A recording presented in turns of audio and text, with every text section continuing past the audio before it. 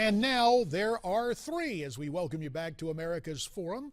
Beside me here, our friend Francesca Page, and joining us, our frequent guest and friend of the program, Dr. Larry Kawa, president of American Courage Political Action Committee. Larry, it's great to have you back with us today. As we've discussed numerous times, you're a plaintiff against the Obama employer mandate in Obamacare.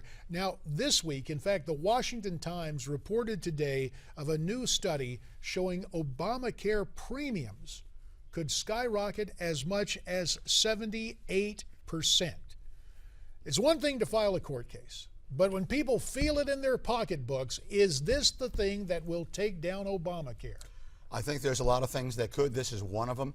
I find it very interesting that of the 41 illegal executive orders, or actions, I should say, that are now within the context of Obamacare, that one really slid under the radar, and it was the delay of the enrollment date. As of October 15th, according to the existing law, the insurance companies have to tell you and everyone in America what the proposed fees would be for their policies.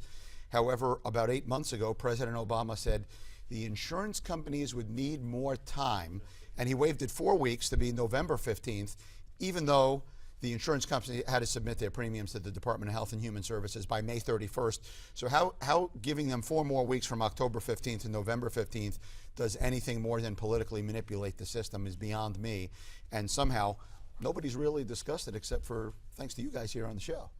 Larry, we also want to talk about the midterm elections and the rise of so-called independent candidates. We know in South Dakota, independent Larry Presser was threatening to overtake Republican Mike Rounds. A new poll shows the tides have turned and Mike Rounds is now in a comfortable lead. Is the turnaround bad news for the viability of an independent candidacy, or reflection of this race, specifically speaking?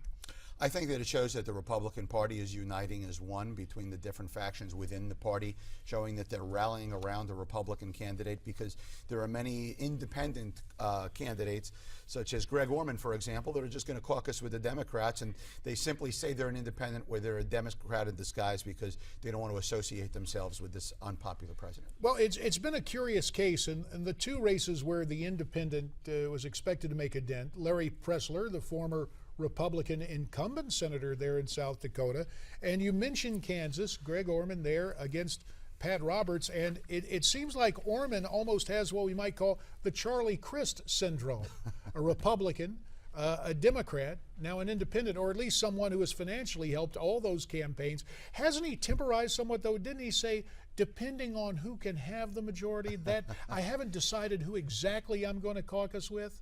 I think Don King said it best when he said he's leaving with the winner, baby. You know, it's an alphabet problem. Whatever letter you put next to your name that's going to make you more powerful is the letter you're going to adopt. I also find it amusing that you have some incumbents that have voted with the president 97 to 99% of the time, but somehow have tried to distance themselves from him like they're a separate entity. You know, if somebody votes with you 99% of the time, it's pretty fair to say they're going to promote your agenda. Now, Larry, every time we have you here, we cannot avoid talking about the Florida gubernatorial race. Sure. The number, nip and tuck, you're not a plastic surgeon, you're an orthodontist, but this thing, what is going to happen? You know, I'll go 51-49 that Governor Scott is going to win. I wish I could say with great certainty. I know in the Real Clear Politics poll of polls, they have Crist up by 0.8%, which is within the margin of error. I think there is a lack of enthusiasm within the Democratic voting bloc, although there are more Democratic than Republican voters. All said, I do think Scott's going to take it because of my confidence in the Floridian voter of being able to make the distinction between who's the better governor, not who's the more charismatic person. Larry, do you think voters are going to be motivated to choose an independent candidate? In other words, does this set up, it's such a hyper-partisan race that in the future, could a Floridian emerge in these kind of races as an independent? You know, in the society we live in, I don't put anything past us. Anything is possible. I think that people want to vote for the best possible candidate. 40% of America identifies themselves as being independent, so of course it wouldn't surprise me. The uphill battle challenge for an independent is being able to get the cohesion within a campaign and get the backing of, say, a party. You know, obviously there is no independent party that comes out with millions of dollars to back a candidate, whereas the R's and the D's do tend to get that. All right, so we've gone through another little snapshot on the midterms, but we invited you here today for the Larry Kawa theory of congressional voter interaction. It's a medical condition you pronounced on the body politic. You say we're addicted to Congress? It's a voting disorder. Voting disorder. Okay. I have diagnosed it, just like I had diagnosed the president with executive order disorder and entitleitis. There's voting disorder I've diagnosed, because think about it this way, JD. You know, in 2012, people had a 14% approval rating for Congress in the United States. 90% of House members and 91% of Senate members got reelected. They say an addiction is someone who's an addict is someone who can't get enough of something they don't want. We crave that which we detest. We approve 14% of them, but somehow what is it that we just hate the other congressmen, the other senators, but we want to reelect our own? You know. Well, let me just say, let me offer the recovering congressman's corollary, not a coronary, but a corollary theory to that advanced by you, Dr. Kawa, and it is this. When you are in Congress, your goal is to have your voters say, you know, the institution I don't like. Mm-hmm. The guy who is the challenger I don't like. But the guy who's my member of Congress, he's the one good guy there. So, I mean, that's where the money goes to get that kind of point of view across. Got about a minute left. It brings to mind an old expression. They say 99% of the politicians give the other 1% a bad name. There's about a 1% of them that are good guys. You're one of them.